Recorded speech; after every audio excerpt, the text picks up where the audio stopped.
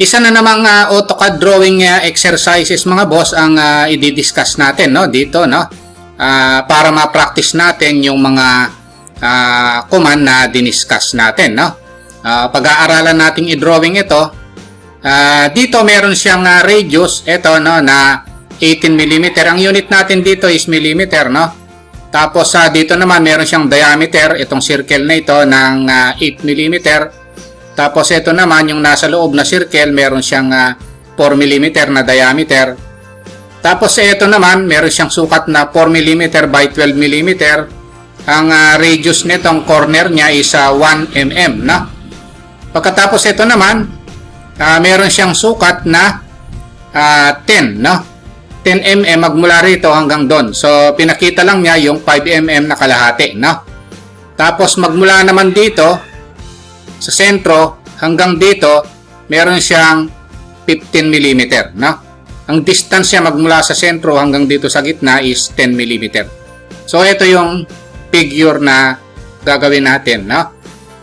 So ngayon paano natin umpisahan yan?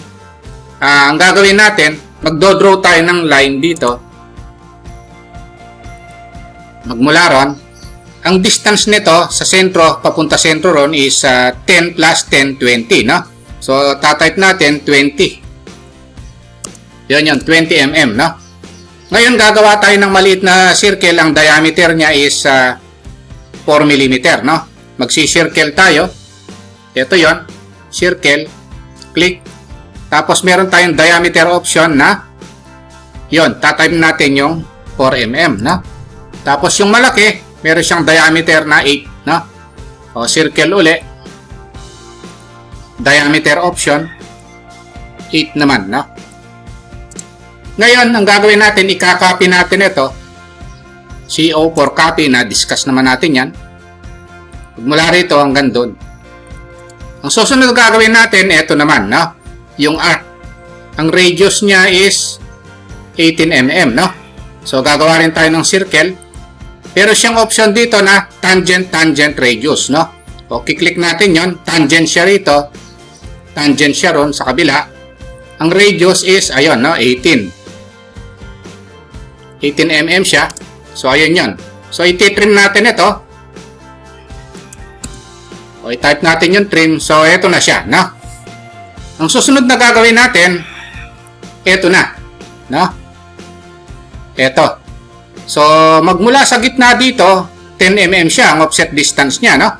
So, line, magmula rito hanggang doon, offset distance niya is 10 mm sa gitna, no?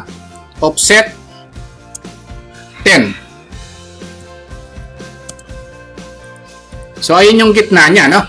So, ngayon ito, magmula dito sa gitna, mag-offset tayo ng 5, no? Nakalagay naman, sundan lang natin yung mga command na diniscuss natin dati, no? So, ito yon. So, kung 5 siya rito, pwede nang alisin ito. Ngayon, pag nagawa na ito, pwede nang i-mirror naman ito dun sa kabila, no? Select na lang ito, mirror. Na-discuss naman natin yung mirror. Ayan, no? Magmula rito. Kaya lang, magmula dito sa gitna, sa center ng circle, 15 naman, hanggang dito sa dulo, no? So, maglaline tayo rito. Or pwede lang ito. Ayan na. Pagmula rito hanggang doon, nakalagay naman ito, ang distance niya is 15 na. So, offset 15. Ayan na. So, ang gagawin natin, ipipili na lang natin, no? Nakalagay naman yung radius, ayun, 1. Pili. Ang radius is 1. I-multiple na lang natin. Ito na yon. Ayan na. Ito ang radius niya 2 naman dito no. Pili. Ang radius is 2. Sundan lang natin yung mga diniscuss natin command dati no. Multiple. Magmula rito hanggang dito. Ayan yung radius niya na. Ayan na. So radius niya is 2. Ayun, susundan natin yan. Ngayon, para magawa ito naman, ang sukat naman nito is 4 by 12, no? So, ang gagawin natin, mag-offset muna tayo rito ng 5, no? Magmula rito hanggang doon, 5 mm. Ito. Ayun, ito yung base netong 12 by 4 mm na yon, no? So, gagawa tayo ng rectangle na lang. Type na lang natin yung rectangle dito. Ang dimension is, yung horizontal is 4, no? Ang vertical is 12. Ito yon, no? So, pwede na natin i-move ngayon ito dito, no? Move. Ito sa midpoint papunta ron, no? O, i-erase na natin ito. Erase na rin natin ito. Ayun, no? So, ngayon, ang gagawin natin, ipipili na natin ngayon ito, no? Ang radius niya is, ito, radius is 1, no? Pili, ang radius is 1. Pero para mabilis, multiple natin, no? Ito yon. O, na-practice natin yung mga command na diniscuss natin dati, no? Ngayon, pwede na nating i-erase itong nasa gitna. O, ito na yon, no? Lalagyan na lang natin ng dimension, mga boss, no? Pero ito, ilalagay pala natin yung mga center line na yon, no? So, ang gawin natin, lagyan lang natin ng, ibahin lang natin yung kulay, no? Actually, white na lang natin para maayos tingnan. So, meron tayo rito sa annotate. Ito, paglagay ng center line, no? Yung mark, no? O, click lang natin ito.